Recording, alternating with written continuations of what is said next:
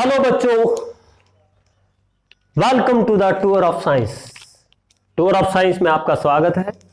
और आज मैं आपको लेकर चलता हूं टूर ऑफ साइंस के एक छोटे से सफर पर। और आज का हमारा टॉपिक रहेगा इलेक्ट्रिक पोटेंशियल डिफरेंस। चलो करते हैं इलेक्ट्रिक पोटेंशियल डिफरेंस। पिछले टॉपिक में हमने इलेक्ट्रिक पोटेंशियल एनर्जी के बारे में थोड़ा सा पढ़ा था और आज हम थोड़ा सा और आगे बढ़ रहे हैं और आज का टॉपिक हमारा रहेगा इलेक्ट्रिक पोटेंशियल डिफरेंस। क्या होता है, चलो देखते हैं क्या होता है ये इलेक्ट्रिक पोटेंशियल डिफरेंस। तो पिछले टॉपिक में बच्चों हमने ये पढ़ा था कि एनर्जी को हमने एक चार्ज को एक पॉइंट से किसी दूसरे पॉइंट के ऊपर हमने क्या किया था, भेजा था विद एनर्जी। और वो एनर्जी क्या थी, वो एनर्जी थी उसका वर्क डन। तो उसी के ऊपर थोड़ा सा काम करने वाले। तो हम आज करने वाले हैं इलेक्ट्रिक पोटेंशियल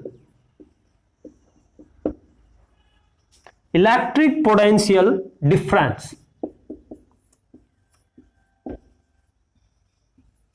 क्या होता है इलेक्ट्रिक पोटेंशियल डिफरेंस बच्चों?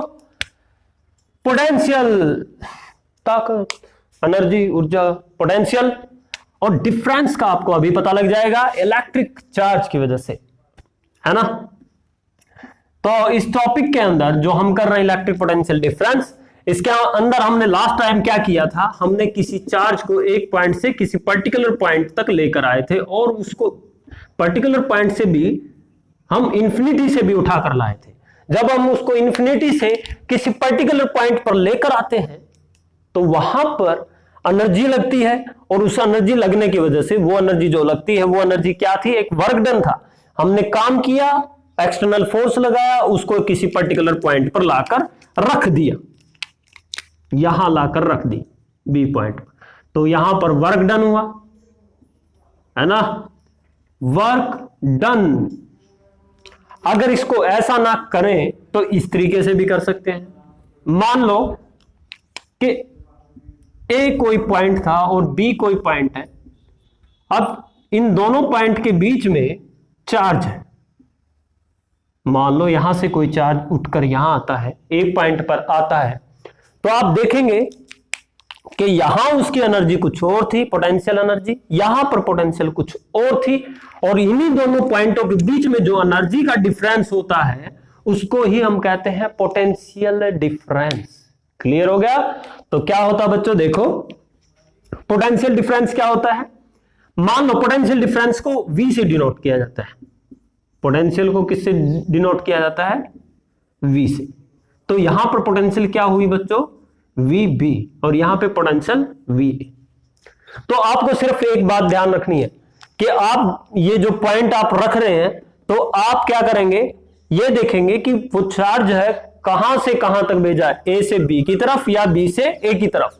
तो अगर मान लीजिए वे बी से ए की तरफ आता है तो पोटेंशियल हो जाएगी B to A, B to A। अगर ए से बी की तरफ जाती है तो हो जाएगी पोटेंशियल A to B।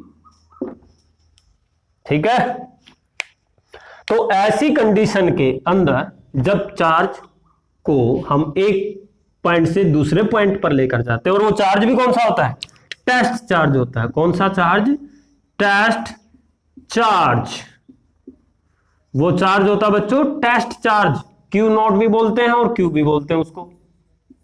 तो उस Q को उठाकर लेकर आए, एनर्जी से पकड़ा उसको और उसको उठाकर एक्सटर्नल फोर्स लगाते हुए यहां पर लेकर आए। जैसे यहां पर कोई ये चार्ज है, टेस्ट चार्ज, इसको उठाकर लाए और एक पर्टिकुलर पॉइंट पर लाकर रख दिया। तो जो काम हमने किया एक्सटर्नल फोर्स लगा के, उसी वर्क को हम क्या कह रहे हैं कि वो एनर्जी की फॉर्म में उसमें स्टोर हो जाएगा, पोटेंशियल की फॉर्म में उसमें स्टोर हो जाएगा। तो यहां पर क्या लिखेंगे, डेफिनेशन अगर लिखना चाहें इसकी तो यहां पर लिखेंगे बच्चों, the amount of work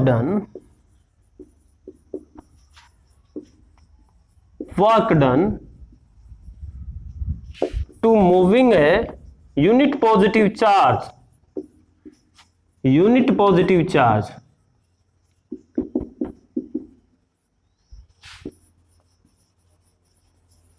from a point to another point, एक पॉइंट से दूसरे पॉइंट तक लेकर जाते हैं। The difference between both point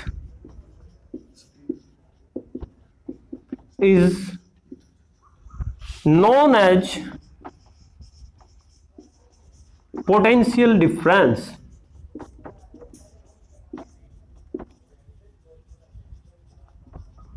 तो उसको क्या कहते हैं बच्चों? पोटेंशियल डिफरेंस कहते हैं। The amount of work done to moving a unit positive charge from one point to another point, the difference between the both point is known as the potential difference. उन दोनों के बीच में potential का जो difference होगा उसी को हम कहते हैं potential difference of electric potential difference कहते हैं। बात समझ में आई? तो इसको कैसे लिखेंगे, कैसे? ये हो गया। तो अब इसको लिखेंगे कैसे, देखो कि V B potential at a point B, V A potential at a point A. अब हमने क्या किया, एक चार्ज लिया क्यू नोट, यहां पे क्यू नोट चार्ज माने या क्यू चार्ज माने, जिसको हम मानते हैं बच्चों टेस्ट चार्ज। इसी पे टेस्ट कर रहे हैं सारा, टेस्ट चार्ज। इसी को हम ब्रिंग करके लाए थे, यहां पर लाए थे किसी बी पॉइंट पर या बी पॉइंट से ए पॉइंट की तरफ। तो इसको लेकर आए तो वर्क किया, और वर्क कौन सा? एक्सटर्नल फोर्स लगाया, एक्सटर्नल फोर्स लगाया हमने इसके ऊपर। एक्सटर्नल फोर्स लगाया किसके ऊपर? एक चार्ज के ऊपर। मतलब वर्क, एक्सटर्नल वर्क हमने अप्लाई किया किसी टेस्ट चार्ज पर या चार्ज पर, वो किसके बराबर था? The difference between the potential of both point. अब बात यह है कि उनके बीच में डिफरेंस कैसे करेंगे। आपको ये देखना फाइनल कौन सा है, इनिशियल कौन सा है। इस कंडीशन में जब बी से ए की तरफ आ रहा था तो इनिशियल कौन सा था? बी, और फाइनल कौन सा था? ए। तो यहां पर डिफरेंस आ जाएगा V B V A minus V B, मतलब final minus initial, final minus initial. तो इसको कहते हैं पोटेंशियल का difference between two point. Point कौन कौन से? ए और बी, और दोनों को बी को क्या कहते हैं हम? पोटेंशियल। तो पोटेंशियल डिफरेंस को कैसे मापेंगे? ये पोटेंशियल हो गया, वी से डिनोट किया जाता है, और पोटेंशियल एनर्जी अगर साथ आ जाए तो उसको यू कहा जाता है।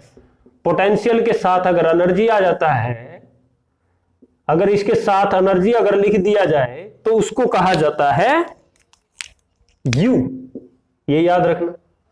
और अगर अकेली पोटेंशियल है तो उसको वी से डिनोट किया जाता है। तो यहां भी पोटेंशियल क्या है? Potential difference both point is equal to work done, external work लगाया पर यूनिट चार्ज, ऐसा भी बोला जा सकता है। Work on per unit charge is equal to the difference between the potential, मतलब डिफरेंस बिटवीन पोटेंशियल आप इसको बोल सकते हैं। आया समझ में? तो बच्चों इसको ऐसा कहेंगे। अब बात यह होती है, जैसा कि हमने पीछे टॉपिक्स में भी किया है, जो पोटेंशियल है एक ही पॉइंट से तो लेकर नहीं आएंगे। मतलब मान लीजिए उसको हम इंफिनिटी से अगर उठाकर लाते हैं तो क्या होगा? इंफिनिटी से उठाएं, मान लो इंफिनिटी पॉइंट पर हम उसको उठाकर लाते हैं किसी ए पॉइंट पर, तो यहां पर पोटेंशियल वी हो गया, यहां पे पोटेंशियल वी इंफिनिटी हो गया। तो ये ऐसा माना जाता है कि potential at infinity is equal to zero. मतलब एक सिंगल चार्ज के चारों तरफ जो पोटेंशियल होता है उसको हम क्या मान रहे हैं? जीरो। क्योंकि पोटेंशियल को डिफाइन करना है पर्टिकुलर चार्ज के लिए, पोटेंशियल डिफरेंस तो हमें पता है, अकेला पोटेंशियल के बारे में नहीं पता कि पोटेंशियल एनर्जी को कैसे डिफाइन किया जाता है। उसी वजह से यहां पर पोटेंशियल को हम मान लेते हैं कि जीरो होता है। तो इसमें क्या होगा, अगर चार्ज को इन्फिनिटी से उठाकर लाए तो इन्फिनिटी से क्या करेंगे? वर्क तो करेंगे, एक्सटर्नल वर्क कर रहे हैं किसके ऊपर? चार्ज के ऊपर। तो यहां पर क्या आ जाएगा? एक्सटर्नल वर्क कहां से कहां तक? तो वर्क कहां से कहां तक कर रहे हैं? इन्फिनिटी से ए की तरफ कर रहे हैं। तो किसके बीच में डिफरेंस आएगा? एनर्जी के बीच में, we A minus we infinity. अगर इसको इंफिनिटी को माने जीरो तो ये जीरो आ जाएगा, वी एक्सटर्नल आ जाएगा, सॉरी डब्ल्यू। तो V A external divide by charge. तो यहां पर आप क्या देखेंगे, energy at a point, potential at A point. तो पोटेंशियल जो है वो ए ही पॉइंट पर एग्जिस्ट करता है, तो ए पे मतलब फाइनल पॉइंट पर, फाइनल पॉइंट के ऊपर ही एग्जिस्ट कर रही है। ये बात आप ध्यान रखेंगे, फाइनल पॉइंट के ऊपर ही एनर्जी क्या कर रही है बच्चों, एग्जिस्ट कर रही है, इससे आगे एग्जिस्ट नहीं कर रही, मतलब इसी पॉइंट पे एग्जिस्ट कर रही है। इसका मतलब इस पॉइंट पे क्या था, एनर्जी थी नहीं, तो यहां पे हमने क्या माना, जीरो माना। इसलिए जो पोटेंशियल डिफरेंस है उसको पहले डिफाइन किया जाता है हमारे बुक्स के अंदर भी। तो यह बात समझ में आ गई। तो अब पोटेंशियल डिफरेंस को लिखा कैसे जाए, कि भाई हमें तो पता है ये पोटेंशियल है, जैसे लास्ट उस पे किया था V A minus V B आपने किया, डब्ल्यू बाय क्यू किया। तो इसका मतलब क्या है कि जो ये डिफरेंस बिटवीन एनर्जी आप देख रहे हो, पोटेंशियल के बीच में डिफरेंस देख रहे हो, जितनी बार भी पोटेंशियल बोला मतलब पूरा ही बोला है, मतलब इलेक्ट्रिक पोटेंशियल डिफरेंस के बारे में ही जिक्र है सारा का सारा। इसका मतलब क्या है, इसको मैं डेल वी लिख दूं डब्ल्यू बाय क्यू। तो बात वही है कि डेल वी मतलब क्या है, डेल से डिफरेंस का पता लगेगा कि पोटेंशियल डिफरेंस इसको कहा जाता है, ये लो, तो इसको कहा जाता है potential difference. The potential difference between two point is known as electric potential difference. अब बात करते हैं इसकी यूनिट्स की, कि यूनिट को कैसे डिफाइन किया जाए। तो आपको पता है वर्क की यूनिट कौन सी होती है, एसआई यूनिट की बात करेंगे। तो वर्क की एसआई यूनिट क्या होती है बच्चों, सही यही थी, जूली, जूली कहते हैं, जूल, जूल, वर्क का जूल। इसका मतलब वर्क की unit joule, 1 joule divide by 1 coulomb charge, और इसको क्या लिखेंगे 1 वोल्ट, क्योंकि पोटेंशियल की यूनिट होती है वोल्ट। वोल्ट, वोल्ट 1 वोल्ट किसके बराबर आ गया, 1 जूल डिवाइड बाय 1 कूलम्ब। इसको ऐसा भी न्यूटन मीटर भी लिखा जाता है, इसको न्यूटन मीटर भी लिखा जाता है, 1 जूल मतलब वर्क। वर्क किसके बराबर होता है बच्चों, फोर्स इंटू डिस्प्लेसमेंट, और dr भी लिखते हैं। फोर्स क्या है न्यूटन, dx डिस्टेंस मतलब मीटर, और वर्क, तो वर्क की यूनिट क्या होगी 1 joule is equal to 1 newton metre. तो यहां पर लिख देंगे 1 न्यूटन मीटर, 1 जूल की जगह पे 1 न्यूटन मीटर भी, और इसकी यूनिट को ऐसा भी लिखा जाता है 1 न्यूटन मीटर पर कूलम्ब, इसलिए 1 volt is equal to 1 newton metre per coulomb भी लिखा जाता है बच्चों। ये है आपका टॉपिक, क्लियर है। अब बात करते हैं, इसके अंदर एक टॉपिक और आएगा जिसको हम कहते हैं कंजर्वेटिव फोर्सेस, क्योंकि फोर्स तो लगा, मान लो ए से बी की तरफ लग गया, तो कहता है कि बी से ए की तरफ अगर फोर्स लग जाए तो क्या ये कंजर्वेटिव फोर्स है, बिल्कुल है। कैसे है देखो, कैसे बताएंगे कि ये कंजर्वेटिव फोर्स है, अभी बताते हैं आपको कंजर्वेटिव क्यों है, ऐसा क्यों बोला इसने, ऐसा क्यों बोल दिया। देखो यहां से अगर पोटेंशियल फोर्स लगा ए से बी की तरफ, ए टू बी अगर फोर्स लग रहा है, तो यहां से अगर कोई चीज, किसी चार्ज को हम बी तक लेकर जाते हैं, तो आप पहले लास्ट टॉपिक में पढ़ चुके हैं कि जब चार्ज को आप एक पॉइंट से दूसरे पॉइंट पर लेकर जाते हैं तो वो पाथ इंडिपेंडेंट होता है, मतलब पाथ पर डिपेंड बिल्कुल भी नहीं करता, वो सिर्फ पोजीशन पर डिपेंड करता है, ए से बी, बी से ए, बी से जो भी है। तो ए से बी पर जब जाता है कोई चार्ज, तो वर्क कितना हो गया, ए से बी की तरफ किसी चार्ज को लेकर गए तो final minus initial, final minus initial, final क्या है यहां से वहां गया तो फाइनल ये हुआ, तो V B minus V A is equal to W A to B divide by Q.